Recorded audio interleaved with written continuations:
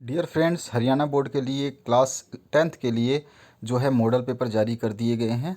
आपके भाग 1 और भाग 2 के रूप में जारी किए गए हैं। पार्ट 1 और पार्ट 2, एक में आपके ऑब्जेक्टिव क्वेश्चन हैं और एक में सब्जेक्टिव।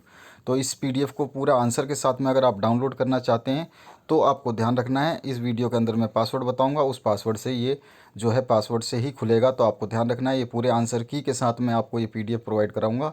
तो आप वीडियो को कंप्लीट देखें ताकि आपको पासवर्ड पता चल सके। तो स्टार्ट करते हैं इस वीडियो को और इसके सारे आंसर्स देखने के।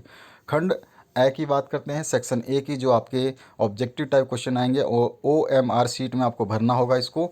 तो यहाँ पर है, निम्नलिखित में से कौन सा पदार्थ लेंस बनाने के लिए उपयोग नहीं किया जा सकता? Which one of the following material can not be use to make lens? तो इसका आंसर डी ऑप्शन बिल्कुल करेक्ट है, मिट्टी। क्योंकि आपका वाटर जो है ट्रांसपेरेंट होता है, ग्लास भी आपका ट्रांसपेरेंट होता है और प्लास्टिक भी आपकी ट्रांसपेरेंट होती है, लेकिन मिट्टी जो है ट्रांसपेरेंट नहीं होती है, इसलिए ये आंसर हो गया। तो आपको ध्यान रखना है, आंसर क्या हो जाएगा इसमें? डी। सारे आंसर्स को हमने हाईलाइट कर दिया है कलर से। तो आप जब ये पीडीएफ डाउनलोड करेंगे तो आपको ऐसे का ऐसा ये मिलेगा आंसर के साथ में। इसके बाद में सेकंड क्वेश्चन पूछा गया, अभिनेत्र लेंस की फोकस दूरी में परिवर्तन किया जा सकता है। The change in focal length of an eye lens is caused by the action of. तो इसको सिलरी मसल जो है आपका, सी ऑप्शन करेक्ट होगा।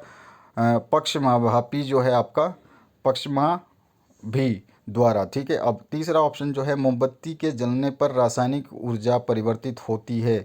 तो आपका ऊष्मा में भी कन्वर्ट होगी और ये लाइट में भी कन्वर्ट होगी। तो ए बी दोनों ऑप्शन इसमें करेक्ट हो जाएंगे। ध्यान रखना है आपको। नेक्स्ट पेज पे चलते हैं। तो यहाँ पे वही चीज़ है, उसको इंग्लिश में लिखा है, during the burning of candle the chemical energy converts into. तो heat energy and light energy दोनों में कन्वर्ट होगी। तो बोथ ए एंड बी इसका आंसर होगा सी। उसके बाद में फोर्थ ऑप्शन है आपका, निम्नलिखित में से कौन सा विद्युत शक्ति को नहीं दर्शाता, यानी कि पावर को नहीं रिप्रेजेंट करता? तो इलेक्ट्रिक पावर को जिसमें आर स्क्वायर आ जाए वो आपको रिप्रेजेंट नहीं करता। ध्यान रखना है, आर स्क्वायर जिसमें आता है वो रिप्रेजेंट नहीं करता, ये इक्वेशन नहीं होती है। ठीक है। अब इसके आगे चलते हैं नेक्स्ट क्वेश्चन पे। तो इसका आंसर मैंने बता दिया जैसे आपको, तो इसका आंसर हो जाएगा P. P equals to I R square जो है ये नहीं दर्शाता, ये फॉर्मूला नहीं है पावर का। इसके बाद में हम बात करते हैं नेक्स्ट जो है, गर्म जल प्राप्त करने के लिए हम जल तापक का उपयोग किस दिन नहीं कर सकते? यानी कि जो है आपका सोलर हीटर, कब ये जो है आप यूज़ नहीं कर सकते? जब क्लाउडी हो, यानी कि जब सूर्य तो निकले लेकिन अगर बादल छाए रहेंगे तो सूर्य की रोशनी नहीं पहुंचेगी और वो जो है आपको हीटिंग नहीं दे पाएंगे। नेक्स्ट क्वेश्चन है, 5 R में से R का अर्थ क्या है? What is the meaning of R in 5R?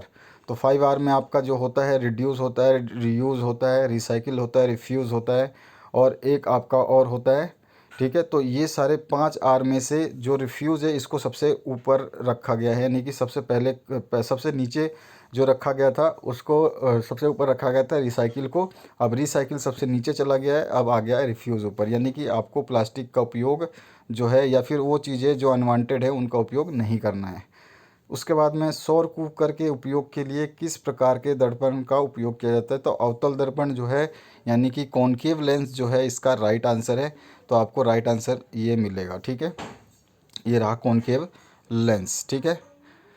Next है, टिहरी बांध को किस नदी पर बनाया गया है? तो एक्चुअली तो भागीरथ पे बनाया गया, लेकिन यहाँ पे ऑप्शन ही नहीं है, तो यहाँ पे जो भागीरथ वो गंगा से निकलती, तो गंगा नदी हम लिख देंगे। इसके बाद में नेक्स्ट है, सफ़ेद रंग को 7 रंगों में बांटना क्या कहलाता है? उसको विक्षेपण कहते हैं या डिस्पर्शन कहते हैं। Dispersion of light is known as the one white colour converts into 7। ठीक है। तो ध्यान रखना है आपको डेफिनेशन भी, तो ये चीज़ आपको ध्यान रखनी है बहुत अच्छे से।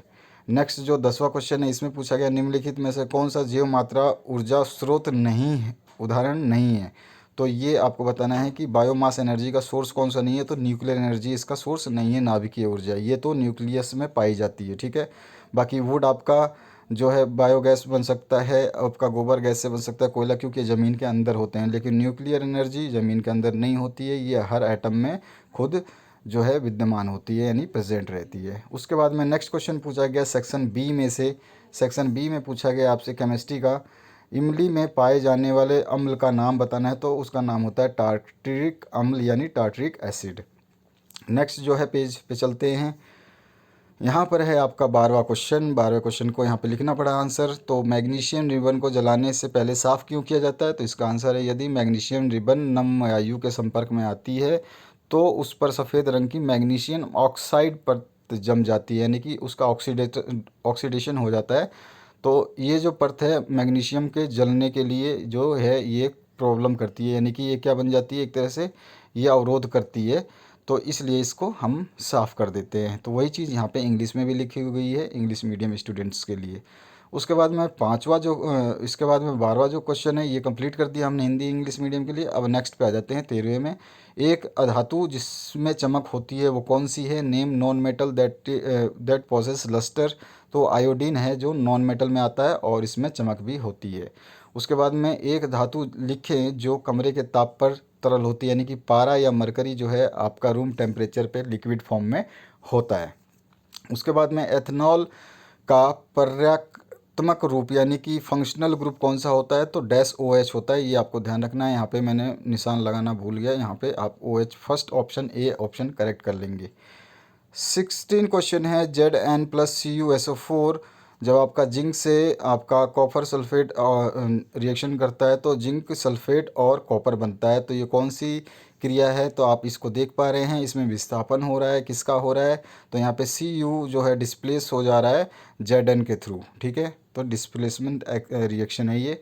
इसके बाद में आते हैं 17वें में। मीथेन का आणविक सूत्र यानी molecular formula of methane is, तो CH4 होता है। ए ऑप्शन इसमें करेक्ट है। नेक्स्ट पेज पे चलते हैं और देखते हैं बाकी के आंसर्स। तो 18वां क्वेश्चन जो है इसमें पूछा गया है आपसे, केवल कार्बन एवं हाइड्रोजन वाले सभी कार्बनिक यौगिक क्या कहलाते हैं? तो उनको हाइड्रोकार्बन्स बोलते हैं। जो हाइड्रोजन और कार्बन से बने हो तो हाइड्रोकार्बन्स बोलते हैं।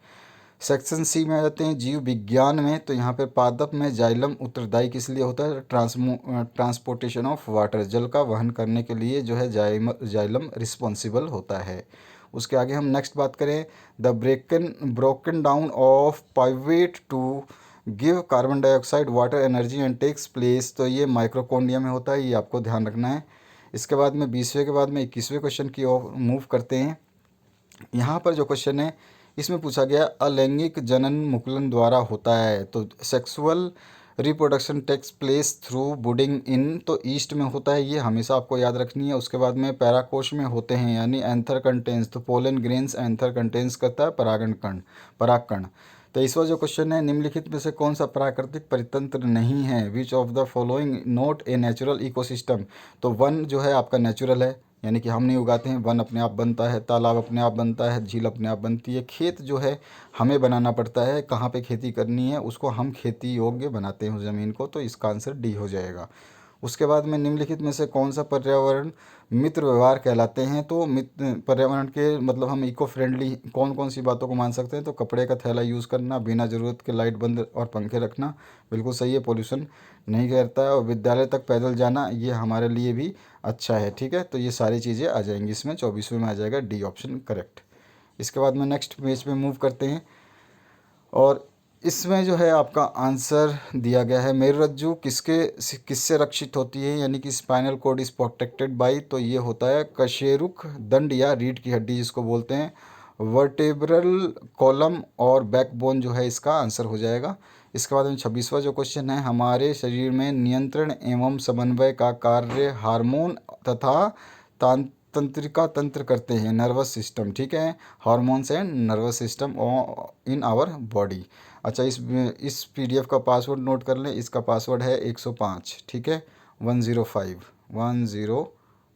ध्यान रखना है आपको। नेक्स्ट क्वेश्चन की बात करते हैं 27वां, कौन सी परत सूर्य से आने वाली पराबैंगनी विकिरणों से पृथ्वी की सुरक्षा करती है? तो सभी ने पढ़ा है, ओजोन परत जो है यही हमारी ख़राब हो रही है और यही हमारी रक्षा करती है, ठीक है।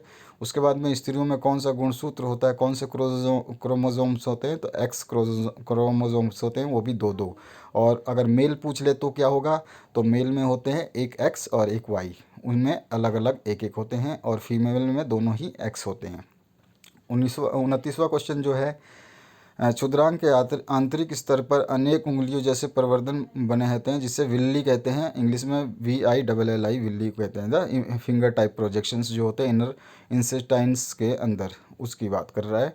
और तीसरा जो लास्ट क्वेश्चन है इस क्वेश्चन पेपर का सेकंड पार्ट का, इसके बाद में हम फर्स्ट पार्ट आपके सभी सब्जेक्ट को अपलोड कर देंगे पीडीएफ की फॉर्म में, आप उसको डाउनलोड कर सकते हैं, सभी को देख सकते हैं आसानी से।